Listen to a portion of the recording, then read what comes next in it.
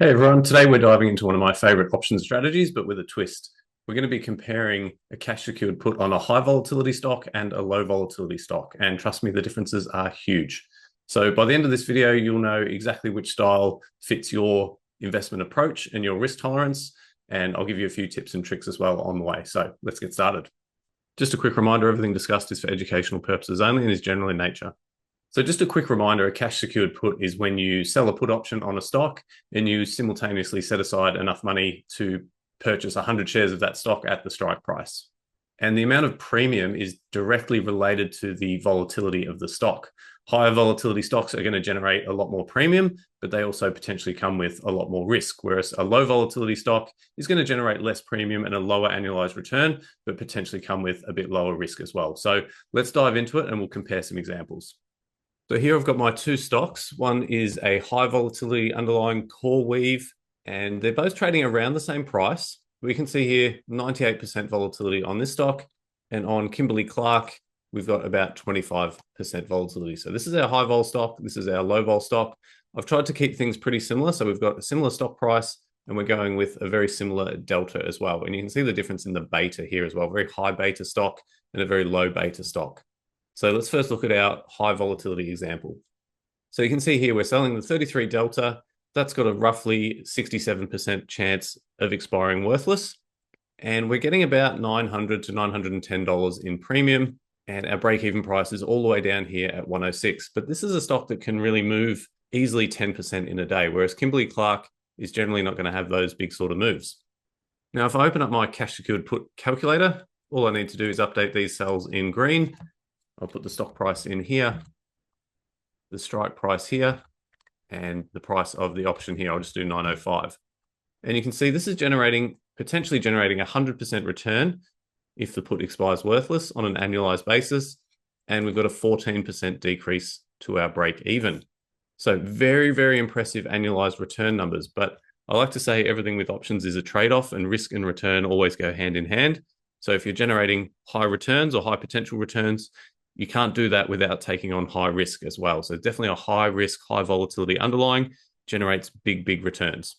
Looking now at our KMB example, we've got the same expiration date, roughly the same delta, but in this case, we're only generating about $200 in option premium.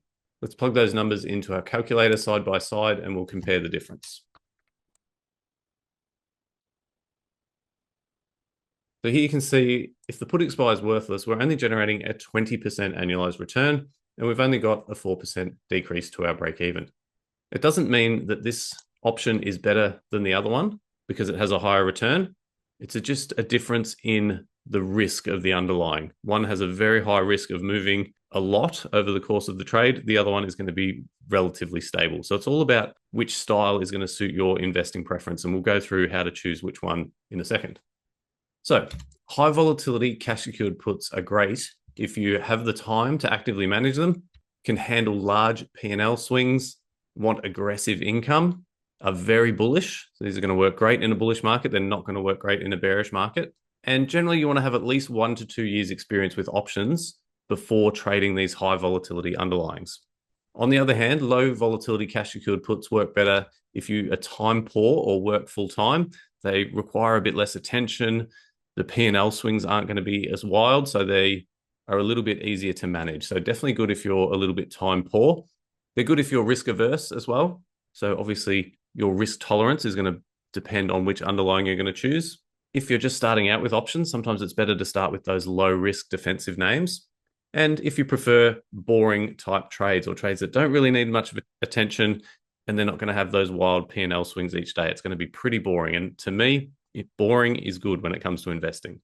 Here's some practical tips before you get started. Definitely start with low volatility stocks if you're new to cash secured puts. It's going to be much safer and much less of a wild ride. Have a plan in terms of how you're going to manage the trade. Are you going to let the stock get assigned and take ownership of the stock? Are you going to then sell covered calls? Or are you going to try and roll the put and avoid assignment? So always have a plan on how you're going to manage the trade. Don't just sell the puts and assume everything's going to work out fine. Don't use margin, particularly when you're starting out, and particularly if you're doing high volatility stocks. Very, very risky to be using margin. Track your results, so have a detailed spreadsheet or any sort of trade tracking software that you might like to use. I've got some great Excel spreadsheets that you can download if you like. and start small. So definitely when you're a beginner, just start with one contract at a time. Don't go too big with your positions. Just start small, get a feel for things until you've got a little bit of experience. So there's really no right or wrong answer here. You can run a high vol trade or a low vol trade. It really depends on your risk tolerance and your investing style. And that's going to be different for everybody. Personally, I prefer low volatility stocks and boring trades that are a bit easier to manage and a bit less of a wild ride. Let me know in the comments which ones you prefer. Thanks for watching. I hope you found the video helpful. If you did, give it a like and subscribe, and let me know what you think in the comments below. And if there's any other videos you'd like me to make, just let me know. So thanks for watching. Have a great day.